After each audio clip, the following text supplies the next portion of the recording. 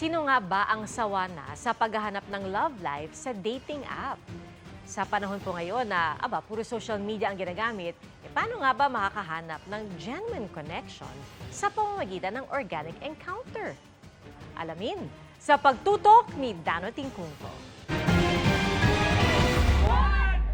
Yung mga kumain ng grapes sa ilalim ng mesa nung New Year, nag-work naman ba? Para sa iba, hindi raw eh. Kaya ngayon, hoping ang marami para sa organic encounter o yung makakilala ng isang tao na hindi mo nakilala online o kinausap muna sa computer o cellphone. Naranasan niyo na ba yung organic encounter? Opo, yung sa relationship ko po ngayon. Parang ganun yung nangyari kasi nakita kami sa isang event and then medyo nagkatinginan kami and then ayun, doon na po nagsimula yung lahat. Magandang way po siya since another way po siya para magkaroon ng connection with other people aside from social media po. Sabi ng isang psychologist, ang social media na layong paglapitin tayo, naging dahilan para mag-crave ng unscripted, unfiltered at unforced interaction. Ang tao hindi na spontaneous. Kasi mahilig tayo mag-edit. Yung mga organic encounter kasi unfiltered yan. Sa panahon daw ngayon ng technological advancement, you can simply filter so many things about who you are as a person. Yung tinatawag nating unforced, hindi pinipilit.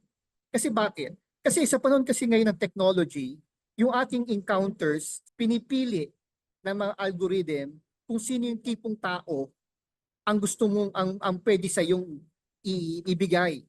Kung pasok sa panlasa mo ang makahanap ng kaibigan o kaibigan sa pamamagitan ng organic encounter, saan ka naman magsisimula? First step dyan, lumabas ka ng bahay nyo. In the olden time, if you want to meet people, you put yourself out there.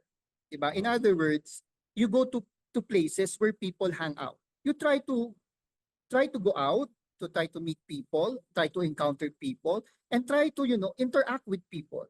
Pero hindi porket nasa labas ka na at nakikisalamuha sa iba, automatic nang may organic connection. If the conditions are right, ika nga nila, di ba? You are in a place and then, people are friendly and you too are friendly. Di ba? How do you start ba a interaction, di ba? With a simple gesture of a smile. Yung ganun ba? Yung pang disposition mo is a person na hindi kayo tinatawag na distant from other people. You have this parang cordial disposition. So again, eventually, if other people naman are open to interact with you, they will interact with you. The first thing we will always encounter sometimes, it does not go right. Disappointment. Real, genuine, organic encounters will always be something that will always have, an upside and a downside. But regardless of that experience, what is important is you.